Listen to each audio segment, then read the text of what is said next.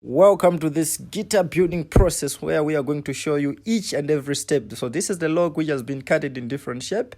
We are at Intengo Instruments in Blantyre where they have a big machineries. They have electric planer. This is a drum sander, and we have also identified the shape which you are going to use. They have also different shapes that we can use, but today the wood has already been processed. We have the mbawa sides, we have the back sides made of mbawa, and also the top which is made of from Malawi, and our beautiful neck as well. We start the project. This is the G00122. Nice guitar, man. I endorse it. Made in Malawi. Go get it. From Blessings. Or just go buy the Banez and the Bison. They try to buy our own things and support Malawian product. Made in the long way. I endorse it. What a great guitar.